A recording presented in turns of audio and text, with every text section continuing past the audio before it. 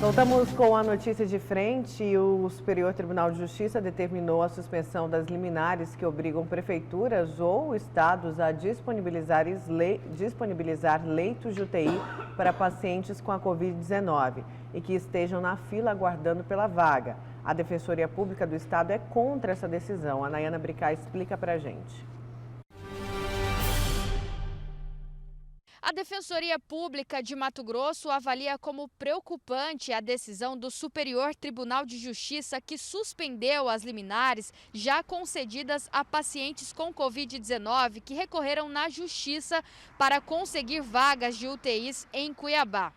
Além disso, a decisão do ministro Humberto Martins ainda impede que as pessoas entrem com ações futuramente. E, ao nosso sentir, ela é, sim, bastante preocupante, de um modo geral, não especificamente aos idosos, mas por conta da confusão, não é, que sempre se fez de que uma decisão liminar ela pode, de fato, estar furando a chamada, e aí eu coloco bem entre aspas mesmo, fila de regulação. O órgão recebe em média 25 ações com pedidos de leitos de UTI semanalmente.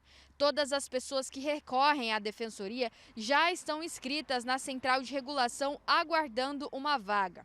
O pedido de suspensão das liminares foi feito pela Prefeitura de Cuiabá, através da Procuradoria-Geral do município, alegando que as decisões não levam em conta a fila nos hospitais e na Central de Regulação.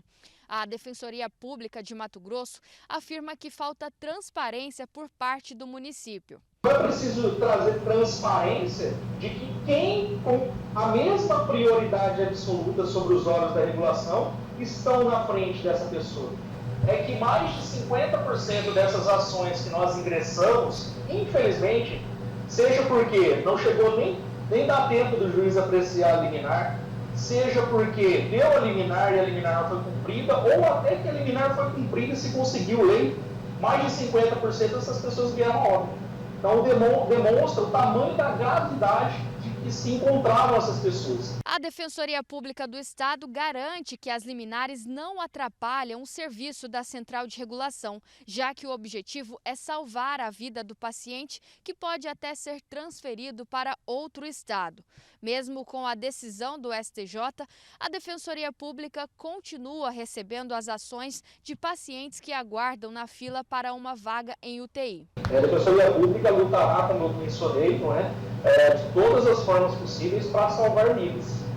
De outro lado, nós entendemos que informações, não obstante nós sabemos do colapso dos sistemas, mas informações gerais que não levam à questão do caso concreto, elas devem ser afastadas, inclusive por conta da transparência que nós acabamos de mencionar, ou a falta de transparência.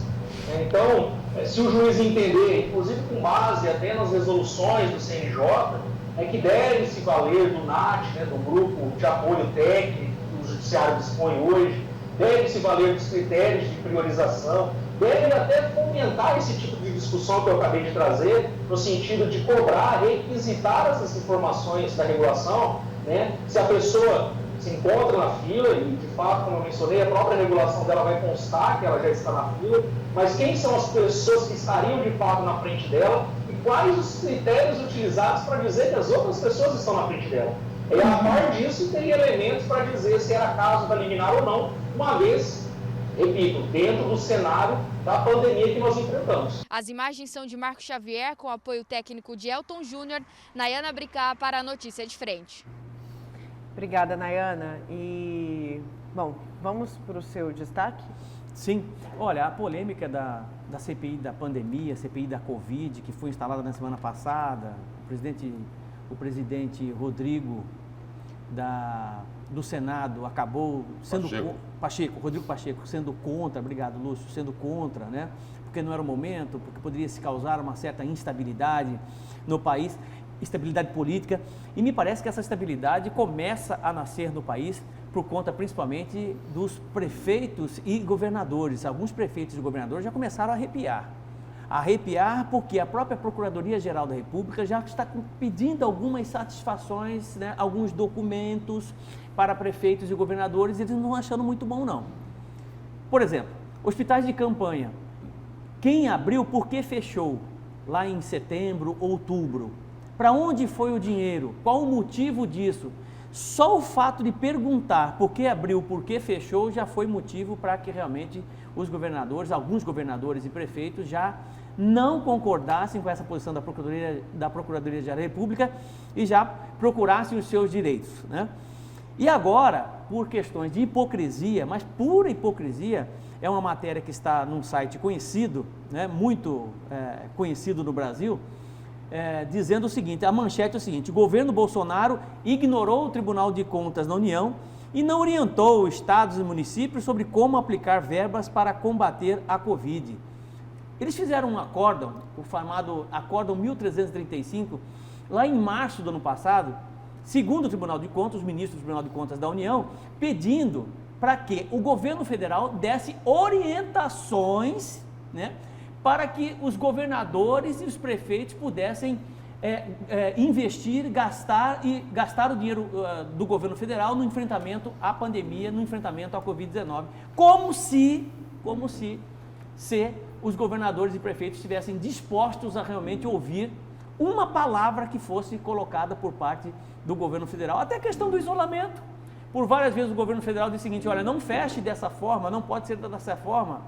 Talvez o isolamento não seja um isolamento horizontal, nem vertical, pode ser um isolamento seletivo. Vamos estudar uma forma... Não, de forma alguma. Imagine convencer o Dória de não fazer o que ele queria, o Caiado de não fazer o que ele queria. Está entendendo? Quer dizer, o governo federal não teve a mínima opção de realmente poder disseminar orientações técnicas por parte do Ministério da Saúde no sentido de fazer esse enfrentamento da Covid-19, até porque não houve essa oportunidade. O acórdão aconteceu. Segundo o Acórdão 1335, que é um documento público, né, está à disposição de todo mundo, é só você ir lá consultar, está disponível na internet, digitalizado em PDF, né? Ele é claro, ele pede realmente que o governo federal dê orientações, faça orientações, o que nunca aconteceu. Esse documento diz exatamente isso. Agora estão imputando ao governo federal todo esse suposto crime de responsabilidade, toda essa corrupção, esse desvio que foi feito com o governo federal por conta de um erro supostamente dele. Supostamente dele. Estão jogando nas costas do governo federal o problema que não é só do governo federal, é do governo federal, se é que houve crime de responsabilidade, e dos governadores e dos prefeitos, por conta exatamente disso. Estão já, como eu já disse por várias vezes, né, no país eles não procuram verdades, eles inventam razões. Estão inventando razões para maquiar essa coisa toda de desvio de dinheiro público, que não é pouco, é muito. A Polícia Federal já está em cima, acompanhando governadores e prefeitos, levantando documentação que vai expurgar, sem dúvida alguma, muito crime cometido por governadores, por determinados governadores e prefeitos em nosso país. Por que não dizer também alguns crimes possíveis de responsabilidade por parte do governo federal? É claro, né, por parte de ministros que estiveram ali e não fizeram o que era para fazer. Um outro questionamento também, que esse questionamento eu acho que é válido, sem tomar lado nenhum, que é a questão da desproporcionalidade de valores, de repasses que foram feitos aos governos. Segundo o Tribunal de Contas da União, esse é um ponto que eu concordo, o governo federal não conseguiu, à época da pandemia, mencionar ou, de certa forma, distribuir proporcionalmente ou dar razão a um repasse que seja proporcional a um problema em determinado estado. Como assim, professor? Deixa eu entender. Ele passava mais dinheiro para um estado e passava menos dinheiro para o outro. Não tinha uma mecânica, né? Uma lógica para esse repasse. E é isso que realmente o Tribunal de Contas da União está cobrando do governo federal, qual foi a mecânica, a metodologia que ele utilizou exatamente para poder fazer esse ajustamento e esses repasses federais. Nesse caminho, o Tribunal de Contas da União está correto. O fato do Tribunal de Contas da União criar esse acórdão também está correto. Agora, a justificativa, né, que os governadores e prefeitos, boa parte deles, estão dando para poder jogar nas costas do governo federal essa responsabilidade de desvios e corrupção, ou de responsabilidade ou falta dela, isso realmente beira o ridículo. Mas o Brasil é assim, né? É mais fácil colocar a culpa no outro do que assumir o seu próprio erro, infelizmente. Eu quero fazer uma outra, só observando aí o seguinte, esse dinheiro, que foi muito importante, que o governo federal mandou para os estados e os municípios, é preciso deixar claro o seguinte, né? Isso daí foi definido pelo Congresso Nacional. Foi o Congresso Nacional que definiu que os governadores, né,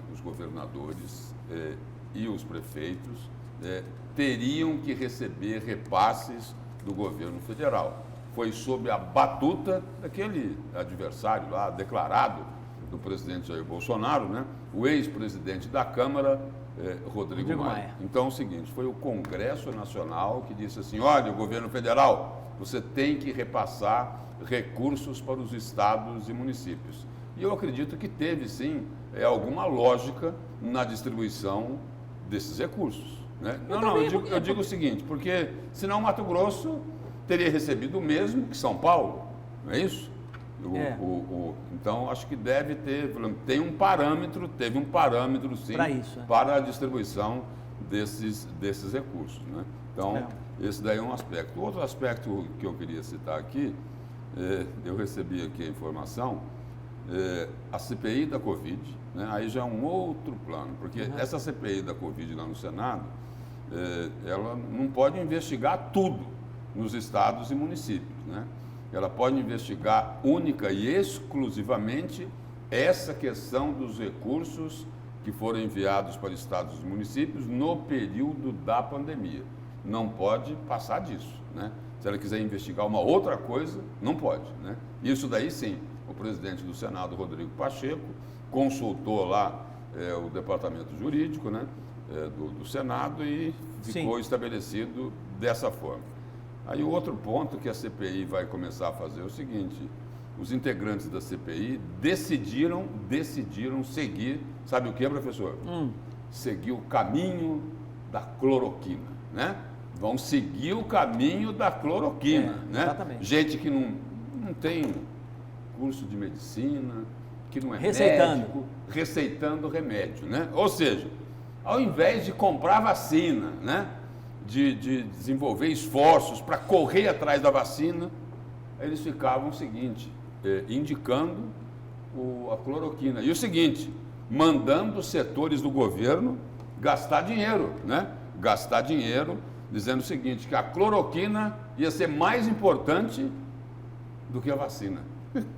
Olha, então é o seguinte, eles já estão fazendo lá uma espécie assim de um roteirinho, né? De um roteirinho para seguir ou perseguir, né? O caminho da cloroquina. Eles querem demonstrar o seguinte, que o governo fez uma aposta intencional na imunidade da população com base na cloroquina. Então, é interessante, né? É interessante porque sem comprovação científica, né?